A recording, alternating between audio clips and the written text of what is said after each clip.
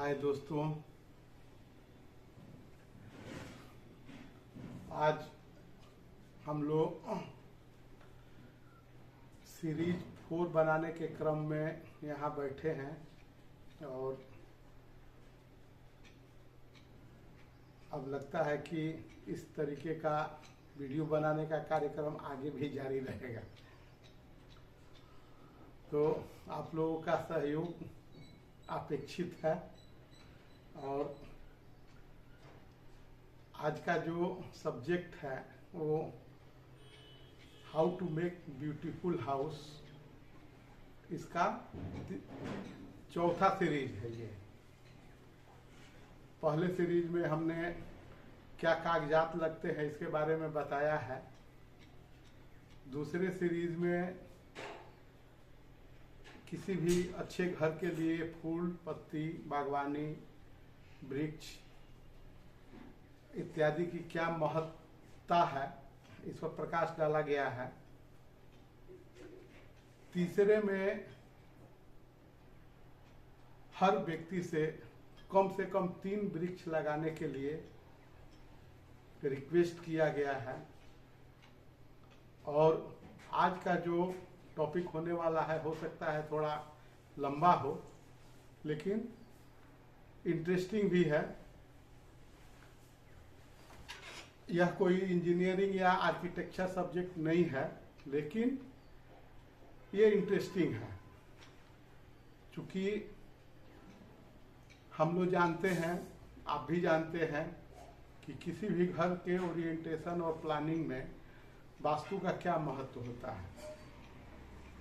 तो सर्वप्रथम हम लोग ये समझेंगे कि वास्तु है क्या और किसके लिए है। तो इस संदर्भ में आप बहुत सारे नेट, बहुत सारे बुक्स, बहुत सारे जानकार लोगों से यदि संपर्क करते हैं तो आप कंफ्यूज हो जाएंगे। हो न हो कहीं न कहीं आपको लगेगा कि ये सब बकवास ही है, लेकिन ऐसा नहीं है।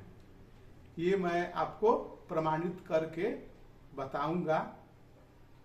तो चैप्टर का शुरुआत एक छोटा सा गायत्री मंत्र से हम लोग कर लें तो ज़्यादा उचित होगा, क्योंकि वास्तु और इंजीनियरिंग और आर्किटेक्चर और हमारी पुरानी सभ्यता और परंपरा, ये सभी चीज़ों का यदि कॉम्बिनेशन नहीं होता है तो हम लोगों का गृह निर्माण कार्य आधा अधूरा ही रह जाता है। आप घर तो बना लेंगे, 4 दीवार खड़ा कर लेंगे, छत भी डाल देंगे, लेकिन असली जो होम होता है घर, यदि उसमें नियम पूर्वक, विधि विधान पूर्वक गृह प्रवेश नहीं कराया जाए तो आप समझ सकते हैं कि उसमें रहने वाले लोगों की क्या स्थिति, मनोवृत्ति बन सकती है। तो आइए सर्वप्रथम ओम ओम ओम भूर्भुवः स्वः तत्सवितुर्वरेण्यं भर्गो देवस्य धीमहि धियो यो नः प्रचोदयात्। इस मंत्र के साथ आते हैं अपने मूल सब्जेक्ट पे। जैसा कि आप लोगों को मालूम है कि घर बनाने के लिए काफ़ी पैसे की आवश्यकता होती है, तो पैसा देने के लिए तो बैंक्स बैठे हुए हैं, लेने वाले लोगों की काफ़ी कमी है। और ऐसा नहीं है कि बैंक आपको पैसा दे देगी तो फिर वो वापस नहीं लेगी, उसे वापस भी करना होगा।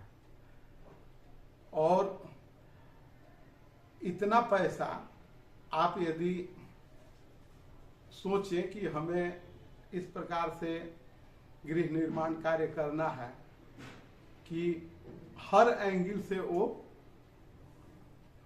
संपूर्ण रहे। संपूर्ण का मकसद ये है कि हमारी आय यदि 10,000 रुपये की है और हम यदि 50,000 रुपये प्रति माह आय वाले व्यक्ति से अपने आप को कंपैरिजन करके घर का प्लानिंग कर लेते हैं, तो इससे बड़ी मूर्खता कुछ भी नहीं होगी। हाँ, लेकिन यह अवश्य है कि आप उसी परिप्रेक्ष्य में उसी तरीका से रहन सहन और जीवन यापन करने के लिए सक्षम उसी आय में जरूर बन सकते हैं। इसके लिए आपको किसी न किसी के सहयोग की आवश्यकता होगी, सलाह की आवश्यकता होगी, विधि विधान की आवश्यकता होगी, पूजा अर्चना की आवश्यकता होगी। इससे परे होकर के आप कुछ भी अच्छा और पूर्ण नहीं कर सकते हैं। तो आइए वास्तु शास्त्र के बारे में थोड़ा सा हम लोग परिचय प्राप्त कर लें कि वास्तु है क्या। हमारे लिए वास्तु कुछ है, तो हो सकता है कि आपके लिए कुछ हो। इसमें कहीं भी कोई भी अतिशयोक्ति नहीं है। इसे मैं एक उदाहरण के तौर पे आपको बताना चाहता हूं। आप सपोज कीजिए कि आप विदेश में रहते हैं, आप हिंदू हैं, आपका जन्म हिंदुस्तान में हुआ है, लेकिन आपका लाइफ का जो रहन सहन है, वे ऑफ लिविंग कल्चर जो है, वो यूरोपियन जैसा हो गया है। तो यूरोप में क्या है पद्धति की, वहां पे लोगों के पास समय की बहुत कमी होती है, पॉपुलेशन भी बहुत कम है, दोस्त मित्र सगे संबंधी भी बहुत कम ही होते हैं। यदा कदा एक दूसरे से लोग भेंट मुलाकात कर पाते हैं। हम यदि यहाँ हिंदुस्तान की बात करें तो जस्ट उसका ओपोजिट है। तो यूरोपियन कंट्रीज में जो हमारा किचन होता है उसको हम लोग सबसे आगे डिजाइन करते हैं। क्यों करते हैं? यदि कोई दोस्त फोन किया कि आज छुट्टी है यार, मैं आ रहा हूं तुम्हारे पास, तो चूंकि वो जानता है कि दोस्त जिससे हम मिलने जा रहे हैं वो भी इतना फ्री नहीं है कि मेरे लिए वो समय देगा, तो वो क्या करता है कि उधर से ही कुछ चिप्स नमकीन वगैरह खाना, समोसा, पूड़ी कचौड़ी लेकर आता है और दोस्त को बोलता है कि मैं इतने बजे से इतने बजे तक तुम्हारे साथ रहूंगा, तब तक तुम ड्यूटी से आ जाना, फ्रेश हो लेना, बाथरूम वाथरूम करके हम लोग साथ में 1 घंटा बैठेंगे। तो 1 घंटा का जो समय है इसमें सब कुछ संभव नहीं है कि गप भी कर लें, खाना भी बना लें, दोस्त को खिला भी दें। तो दोस्त बाहर से ही परचेज करके कुछ लाता है या आता है तो सामने ही बैठ के जो किचन में उसका कुछ है वो बनाते रहता है, इंतजार करता है, दोस्त आता है, दोनों लोग बैठते हैं और बाहर बना के खावा के अपना घर। हम लोगों के यहाँ क्या है कि न समय की कमी है न लोगों की कमी है, तो हम लोग इस प्रकार का प्लानिंग नहीं करते हैं। हम लोग सामने में गेस्ट रूम का प्रोविजन करते हैं, किचन को हम लोग अग्निकोण में रखते हैं और भी कुछ कुछ कंपोनेंट्स हैं जिसको उचित जगह पर रखा जाता है। तो इस हमारे परिप्रेक्ष्य में क्या होता है मैं आपको विस्तार से समझाता हूं। ये पुराने जमाने की बात है कि कभी राजाओं के पास कई एकड़ भूमि होती थी, बहुत बड़े बड़े प्लॉट्स होते थे, उसमें पूरे नियम पूर्वक महान विद्वान और ज्ञाताओं से विधि विधान से परामर्श करके ईशान कोण से कोई भी गेस्ट आएंगे हमारे 1.5 किलोमीटर दूर से बग्घी पर सवार होकर के, जिसके किनारे किनारे दोनों साइड तालाब, बाग बगीचा इत्यादि होगा। तो आज के परिप्रेक्ष्य में उतना बड़ा भूखंड एक आम आदमी के लिए प्राप्त करना नामुमकिन है, नामुमकिन, असंभव है। तो छोटे प्लॉट्स में हम लोग वास्तु का निवारण कैसे करते हैं, तो इसको हम लोग समझें। हम लोगों की 4 दिशाएं हैं, ये आप लोगों को पता है, हमें भी पता है, जिसमें नॉर्थ, ईस्ट, साउथ, वेस्ट, ये 4 दिशाएं हैं।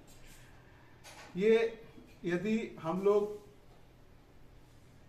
किसी रेखा से इंगित करें तो चारों दिशाएं एक दूसरे पर परपेंडिकुलर होती हैं।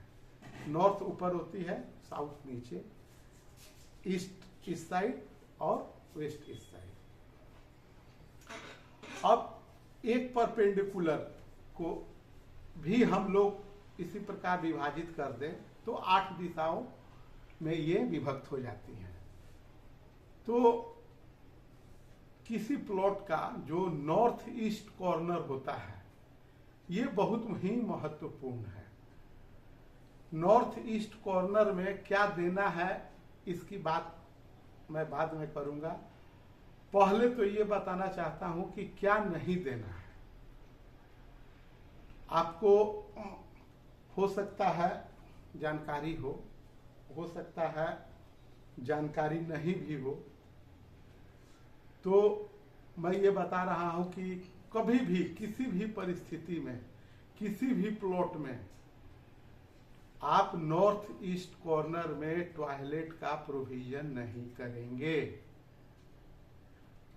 दूसरी बात, नॉर्थ ईस्ट कॉर्नर जो होता है हम लोगों का देवताओं का स्थान है, जहां हमारे कुल देवताओं का वास होता है, जहां इष्ट लोग निवास करते हैं, जो हमारे अतिथिगण आते हैं उनके लिए भी वो उत्तम होता है। इसलिए उस स्थल पे कभी भी टॉयलेट नहीं देना है।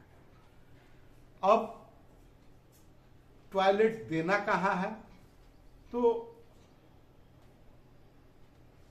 ईशान कोण के बाद बारी आती है अग्नि कोण की, जिसका मेन जो एरिया है वो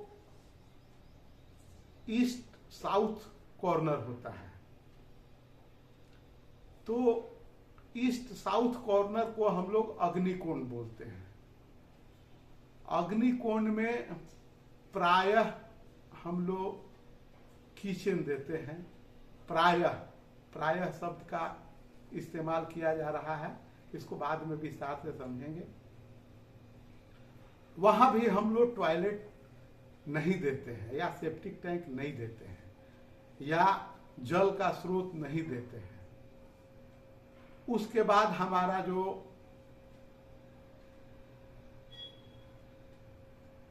एरिया उससे ठीक सटा हुआ जो साउथ वेस्ट कॉर्नर है उसको हम लोग नैऋत्य कोण बोलते हैं।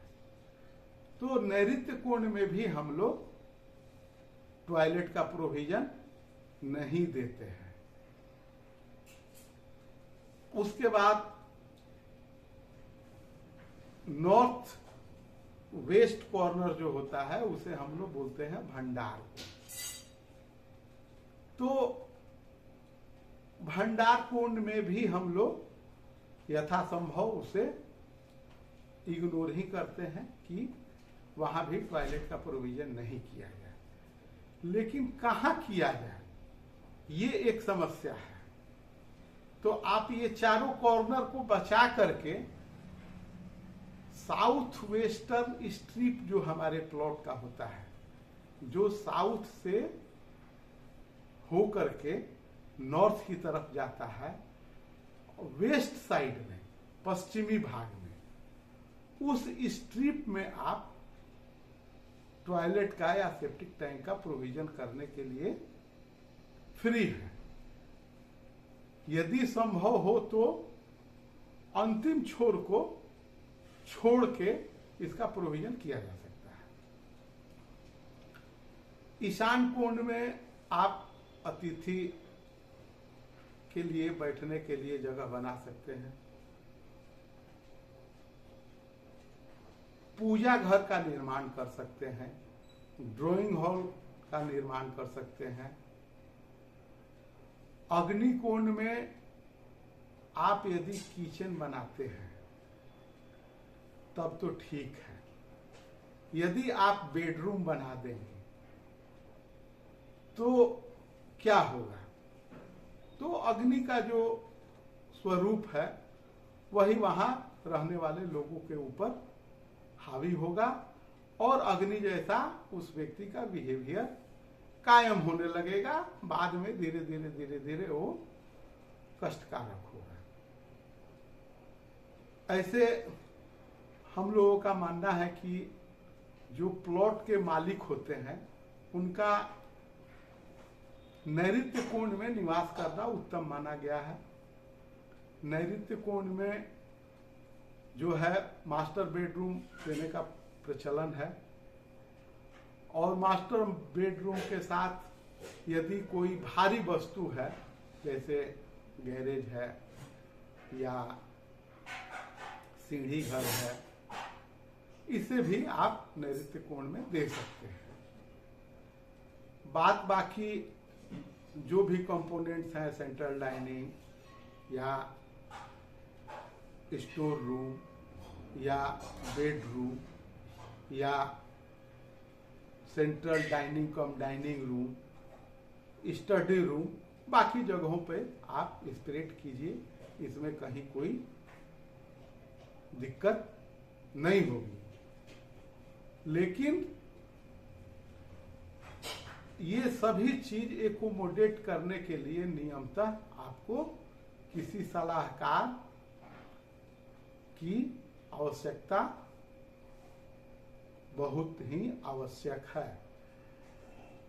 आप यदि देखें तो 1 से 2% लोगों के यहाँ ईशान कोण में टॉयलेट का